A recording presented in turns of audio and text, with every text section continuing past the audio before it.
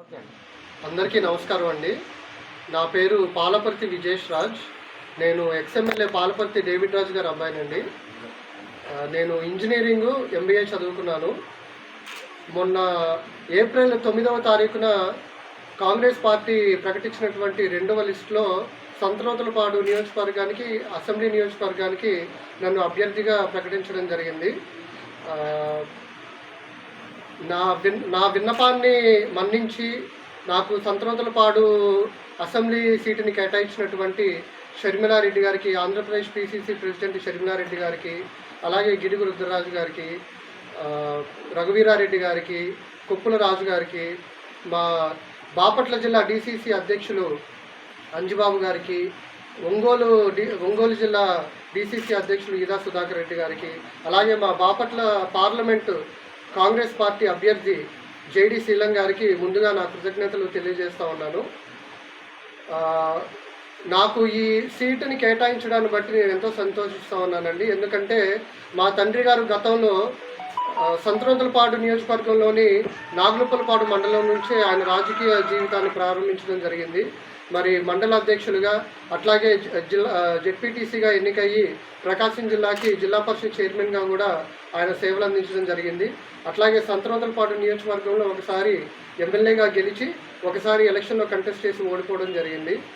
మరి ఇంతటి మా సొంత నియోజకవర్గమైనటువంటి సంతనూతలపాడు నియోజకవర్గంలో నాకు కూడా నా రాజకీయ పయనాన్ని మొదలు పెట్టడానికి, నా రాజకీయ తొలి అడుగులు వేయడానికి అవకాశం ఇచ్చినటువంటి కాంగ్రెస్ పార్టీకి, రాష్ట్ర నాయకులకు, అలాగే కేంద్ర నాయకులకు మీడియా ముఖంగా నేను మొట్టమొదటిగా కృతజ్ఞతలు తెలియజేసుకుంటా ఉన్నాను. అలాగే అండి, కాంగ్రెస్ పార్టీ నా మీద నాకు ఈ సీట్ ఇవ్వడాన్ని నేను ఒక బాధ్యతగా భావిస్తూ ఉన్నాను.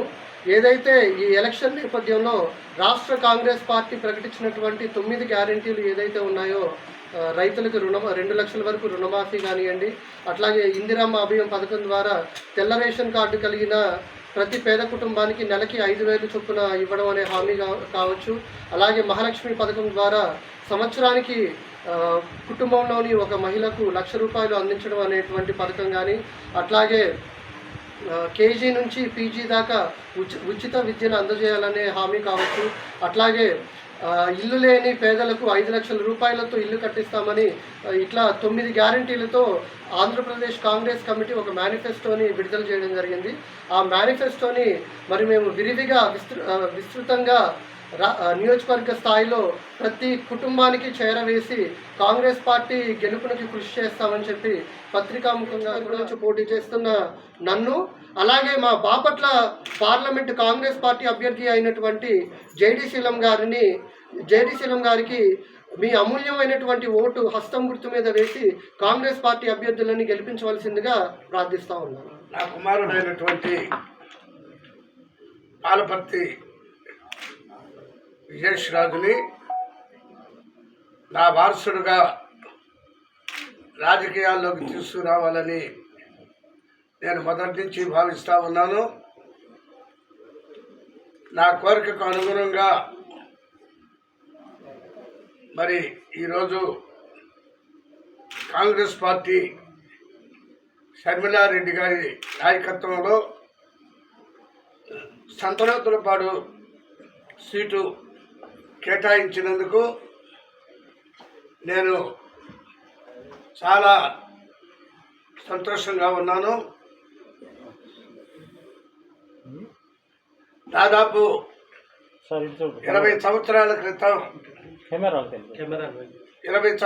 క్రితం నేను సంతనూతలపాడు ఎమ్మెల్యేగా పనిచేశాను. తిరిగి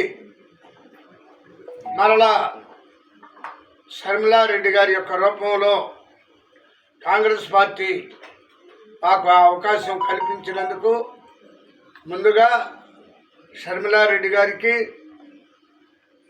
గిడుగు రుద్రరాజు గారికి, రఘువీరారెడ్డి గారికి, జేడి శీలం గారికి, కాంగ్రెస్ పార్టీ అగ్రనాయకులు అందరికి కూడా మేము కుటుంబ పరంగా రుణపడి ఉన్నాం. జీవితాంతం కాంగ్రెస్ పార్టీకి సేవ చేయడం జరుగుతుంది. ప్రధానంగా రాహుల్ గాంధీ గారు ఈ రాష్ట్రానికి ఈ దేశానికి మంచి నాయకత్వాన్ని అందించే విధముగా ప్రధానమంత్రి కావాలనే లక్ష్యంతో పనిచేయడం జరుగుతుంది. ఎందుకంటే కాంగ్రెస్ పార్టీ తిరిగి అధికారంలోకి వస్తేనే దేశంలోని అన్ని వర్గాల ప్రజలకి న్యాయం జరుగుతుంది, సమన్యాయం జరుగుతుంది. నియంతృత్వ పరిపాలన రాజశేఖర రెడ్డి గారి యొక్క భావాలకు అనుగుణంగా, లక్ష్యాలకు అనుగుణంగా, ఆశయాలకు అనుగుణంగా మరి రాష్ట్రంలో షర్మిలమ్మ గారి యొక్క నాయకత్వంలో షర్మిలమ్మని ప్రధానమంత్రిగా ముఖ్యమంత్రిగా గెలిపించుకొని ఈ రాష్ట్రంలో తిరిగి రాజశేఖర రెడ్డి గారి యొక్క పరిపాలనని చూడాలని రాష్ట్ర ప్రజలందరికీ నేను విజ్ఞప్తి చేస్తూ ఉన్నాను.